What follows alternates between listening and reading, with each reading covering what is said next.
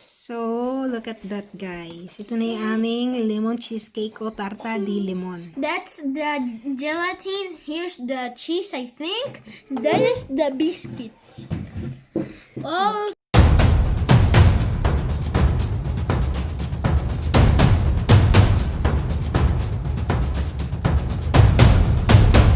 Mga kaulan, welcome to Rain's Life and Stories. For today's video, we're gonna make tarta de limon or an homemade lemon cheesecake, and we're gonna start showing you the ingredients.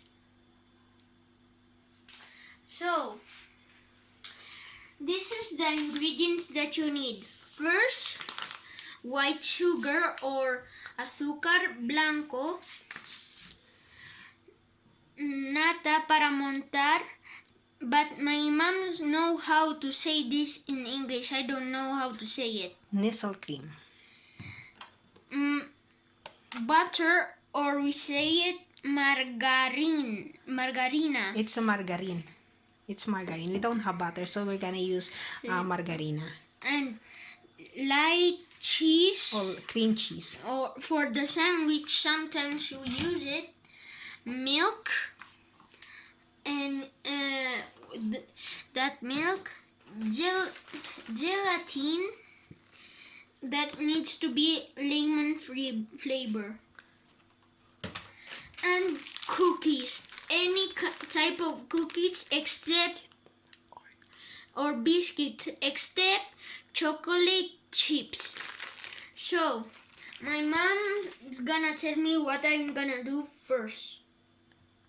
I'm gonna crush these biscuits, and so the seeds thing, but since I'm a professional of crushing things, how many I put? Half of it. Tell me when I'm done. Okay, wait. We're gonna start crushing the biscuits. It's very hard to do it because I put the half of it. So I'm just using this rolling stuff. So my mom is doing it because I'm too little to do it, and I cannot crush the big parts, so my mom's gonna do it. And that's the second part that we are crushing. Is our crust biscuit, and my mom is gonna chill it in the ref for 30 minutes, and we're gonna do the third step.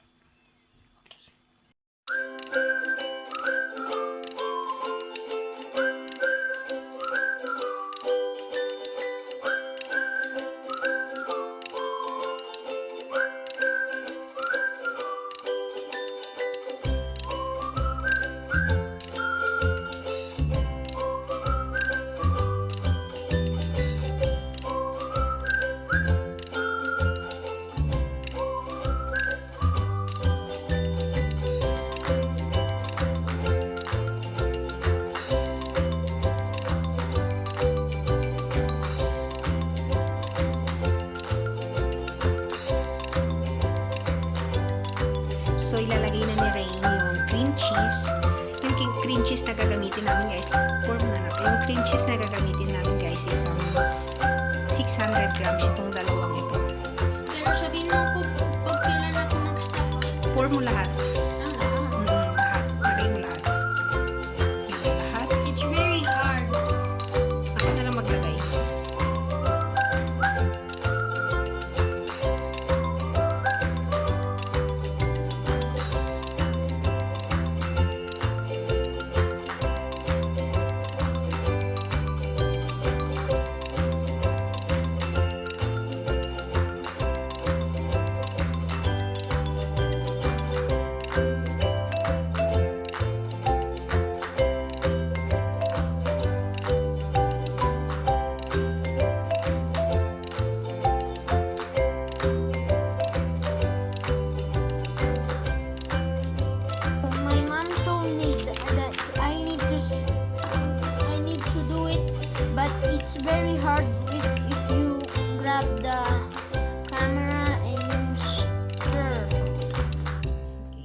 ito na yung sugar natin, guys. So, yung sugar. 1 glass din siya, or 3/4 glass din siya, guys. So, ito pour na natin. Para hindi siya masyadong matamis, okay? Matamis na yan. So, ito na siya. I-mix natin.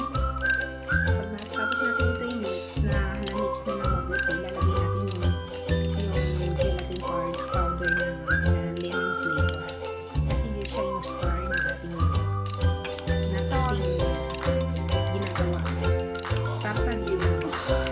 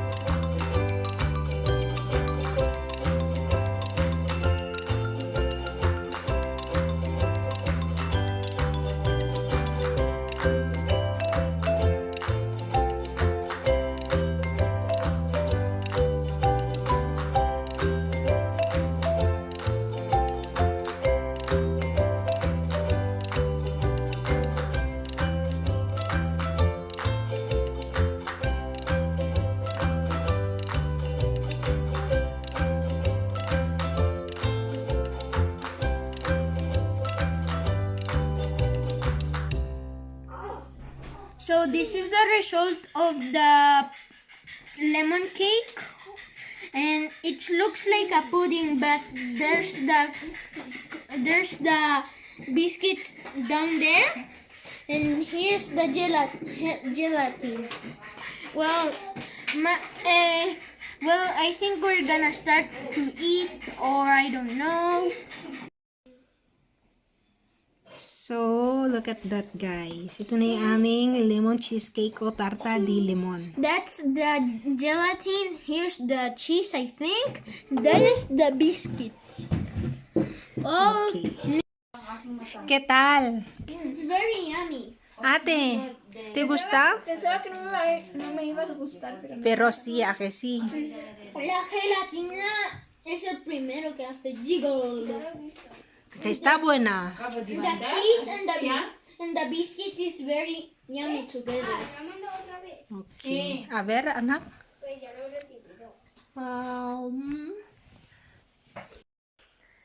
So, I'm here with Junior. Kakain kami ng... Anong kakainin natin?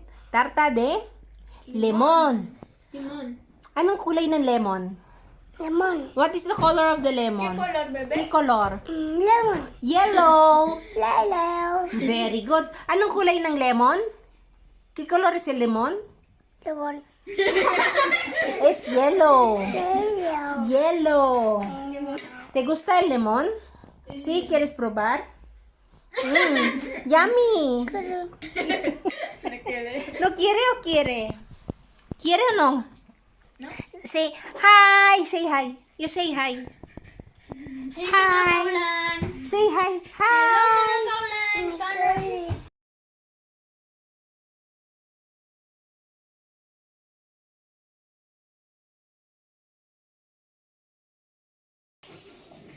So we're finished. We're gonna be finishing the cake, or for tomorrow, and we're gonna show you all this recipe of the cake down below. The description down below. So please give me a like, subscribe to the channel, and comment.